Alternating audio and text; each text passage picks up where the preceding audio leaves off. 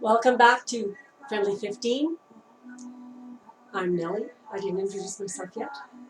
Nellie Mills. I have other names that I go by too, but this is my online name. This is practice 3 in the Friendly 15. And I want to kind of go over some of the factors that involve the Friendly 15. First of all, sometimes we'll be on our chair, and sometimes we'll be on the mat. And maybe sometimes both, but probably not. I'm thinking it might be wiser for me to indicate in the title of the Friendly 15 episode whether it's chair or mat. And if I do a transition, it will be a slow transition, and we'll think about it as we go. Anyway, today I intend to do a full chair practice for the Friendly 15. A reminder on the second episode we did mermaid, which I absolutely love, and I'm going to figure out a mermaid that we can do in the chair, but for now I'm going to let it go. We'll start with some breathing. I hope my music isn't too loud. I will be listening to the playback afterward, and as I go, my technology will improve. So I want to say welcome especially to Gordon and Charlie. I know this isn't your style of yoga, but it's great to have you here. And I want you to, mostly women participate in yoga for some reason. I don't really understand the reason behind that, but hopefully we can invite our boy and men friends to come at any age, any body shape, any level of injury or fitness, and participate in the Friendly 15. So, hands at your hip crease. You feel it in there. Thumbs down. Let's do some cat-cow for breathing. So inhale first, just without motion, and out. 3 more breaths, slowly, at your own pace.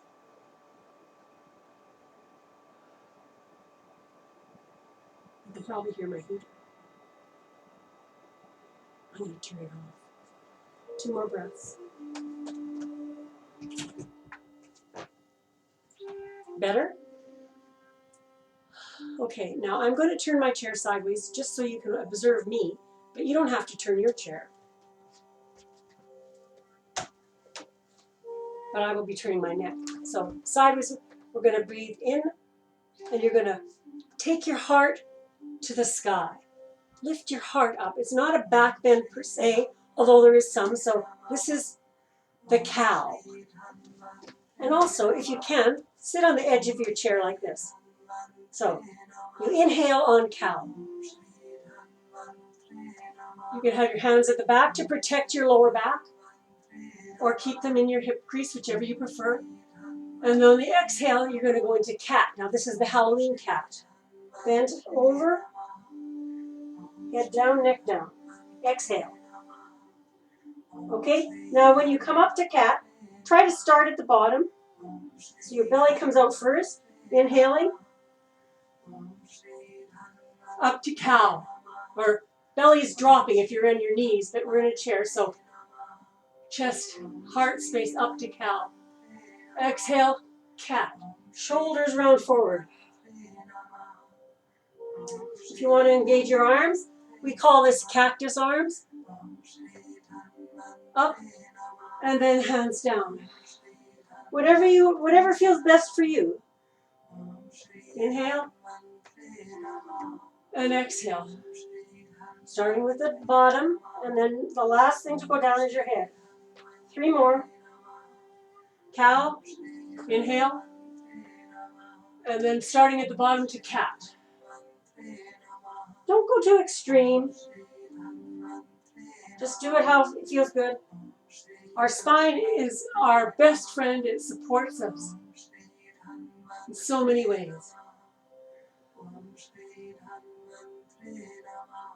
Very good. Okay, now I'm going to just turn my chair back. And we'll do a bit of arm and shoulder work, arms up. And back down through heart center. So sort of circular action. Arms up. And back down. Arms up. Oh. Now this time on the inhale, we'll go straight up. Inhale. And let your hands drift down. Bringing your fingertips together. Arms up. Inhale. And down. One more. Inhale up. Inhale. Oh. And exhale. Now I'd like you to put your hand, if you can, on the back of your knee or shoulder. And exert gentle pressure on the bottom of your arm. Just gentle.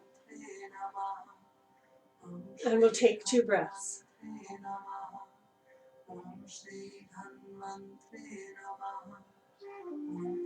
Then inhale, both arms up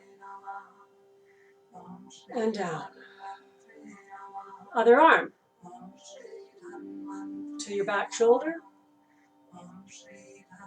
And gentle pressure. If you have any pain at all, back off. And if you can only go to here, that's fine too. We're just working on a little bit of shoulder flexibility, a little bit of a stretch. 2 breaths.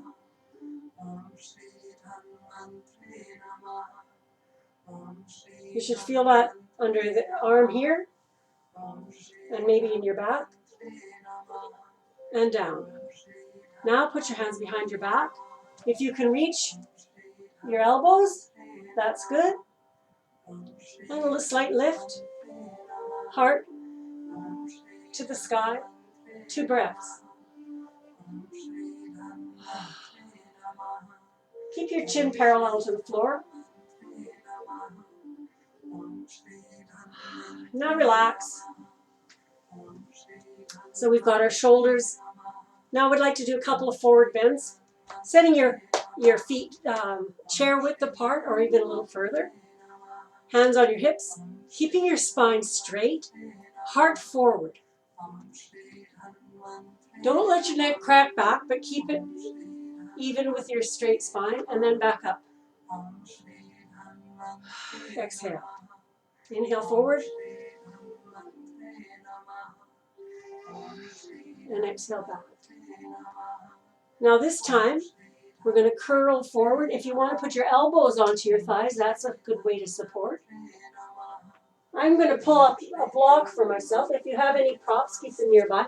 I'm going to put my hands on my blocks. You can't see them in this picture, but I'm putting them down there so I can gently lean forward. Remember, if you have belly flesh, just move it out of the way so you can get down as comfortably as possible. And we're going to breathe 3 breaths in this position. If your hands reach the floor, that's fine too.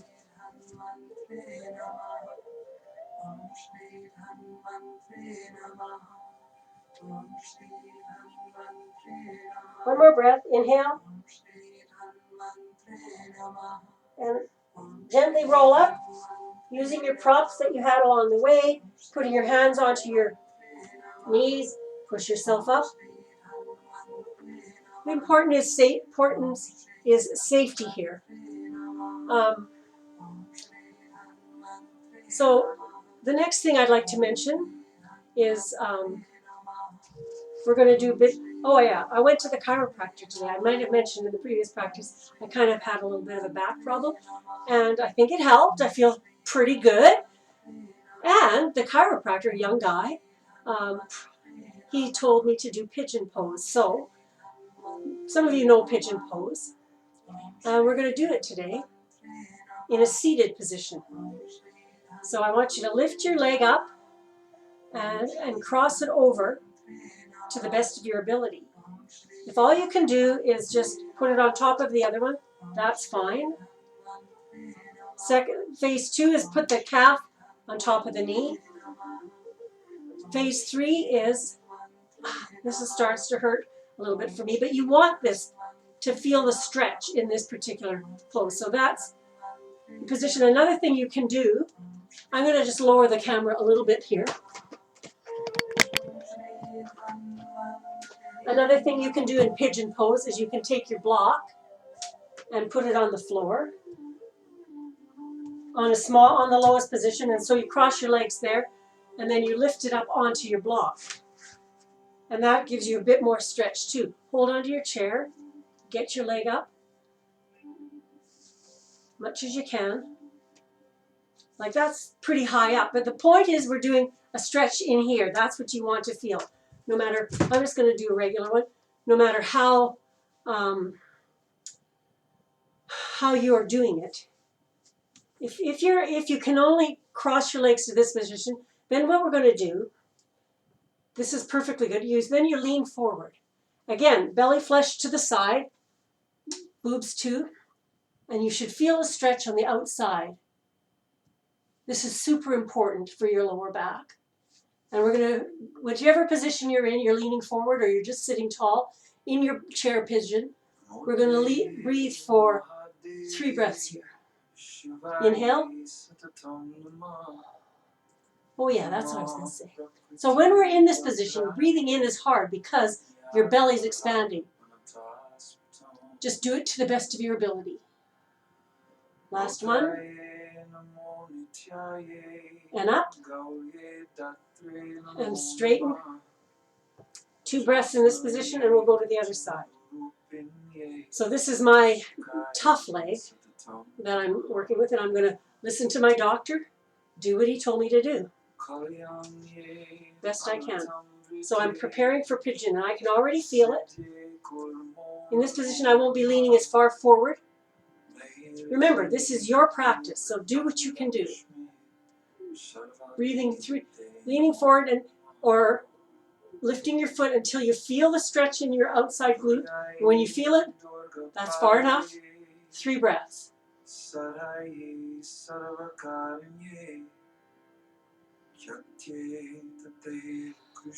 Shoulders back and down while you're resting. Now, however far forward you were leaning, sit back up. Feel the tension release. Lower your foot. Now, windshield wiper your knees back and forth. Good.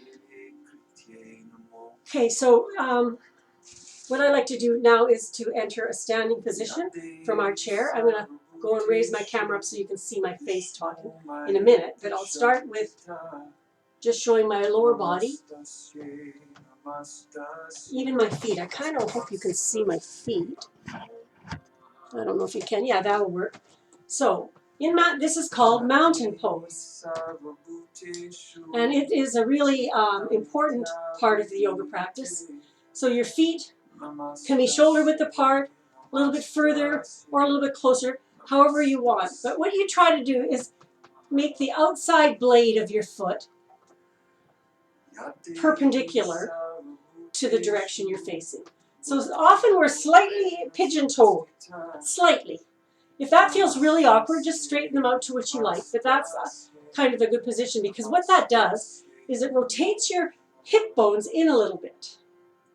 So now we want to stand in this position and imagine that your thighs are pushing backwards a little bit and your pelvis is tilting down. So often say belly button towards your spine. It doesn't have to be a whole huge, hard, contracted thing, but just the posture of it. That's the lower half of your mountain pose. Now I'm going to move the camera up. Hopefully that's high enough. So now I'm in my mountain pose. I keep my hands facing forward or facing the side of my body, whichever you want.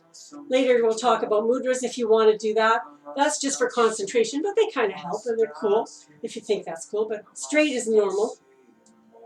Chin is down, parallel to the floor, never back up. Mountain pose. Your shoulders are above your hips are above your ankles. And we're going to take 5 breaths in mountain pose.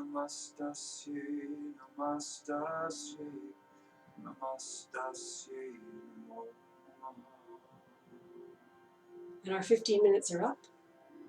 As you continue your breathing in mountain pose, I want to thank you so much for joining me today for Friendly 15. Always pleased to see you, Nola. Dahlia, your first time. Really excited to see you here too. And let the little ones participate.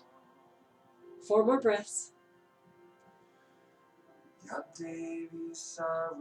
I'm going to sign off while you finish your last 2 breaths. See you soon. Namaste.